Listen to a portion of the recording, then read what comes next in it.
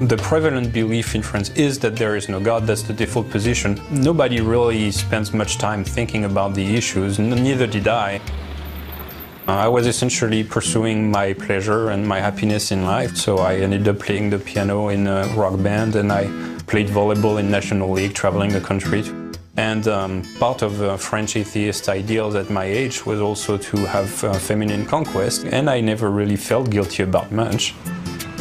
I traveled on vacation to a tropical island called Saint Martin in the West Indies. A car stopped with 2 American tourists in there. They were actually lost from the airport, so we started talking, and I quickly found out that the one that I was interested in, who lived in New York, told me she was a Christian. We started dating, and I came back to France. She flew back to New York, and here we were in a long-distance relationship.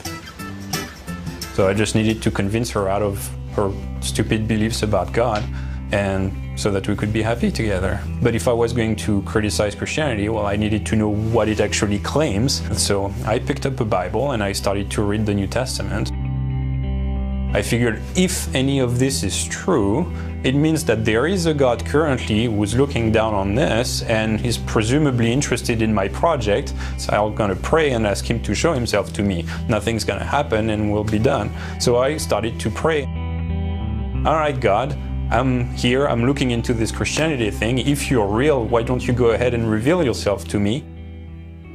Now, a couple of weeks after I prayed that prayer, my shoulder for the spiking arm just started to burn. So here I was off of volleyball courts for a window of a couple of weeks. So I figured, well, since I've been investigating this Christianity thing, I might as well see what those Christians do when they get together. I walked into that church, and I went there really in the same way that you would go to the zoo, to see some weird exotic animals that you heard or read in books, but you've never seen in real life. And the preacher preached his message. I don't remember a word of what he said during his message, but I figured I have seen enough. Now I just need to escape. And I literally had 1 foot out the door, and I sensed a strong wave of chills in my chest going all the way to my throat and grabbing me by the throat. And I was frozen on the doorstep with chills all around. And so I took a second, I closed the door in front of me, turned around, and I walked straight to the head pastor, and I introduced myself. I said, "So, you believe in God, huh?" He looked at me and says, "Yes."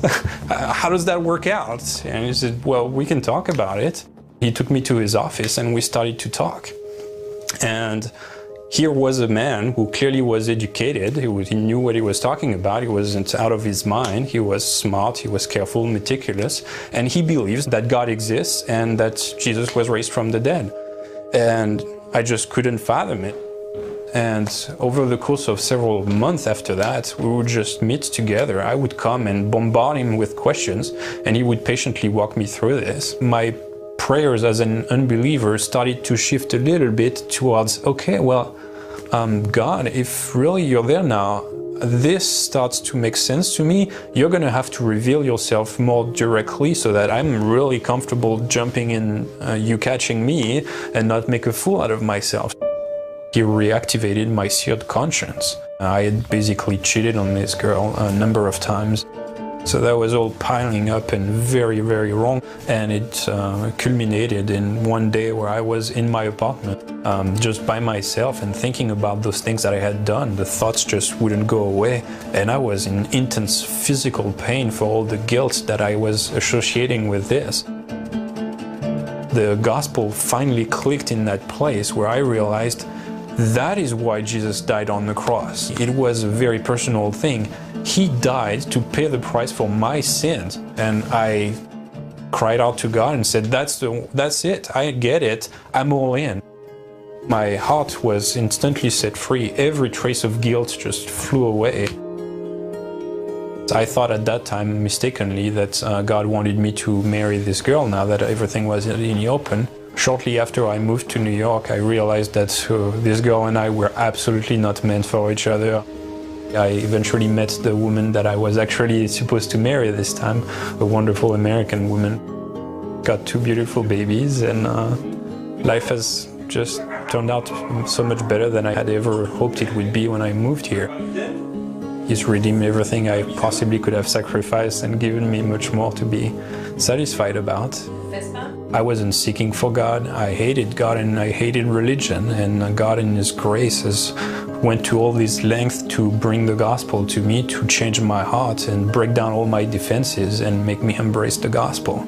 Any person can be reached and can be converted because God breaks down our barriers.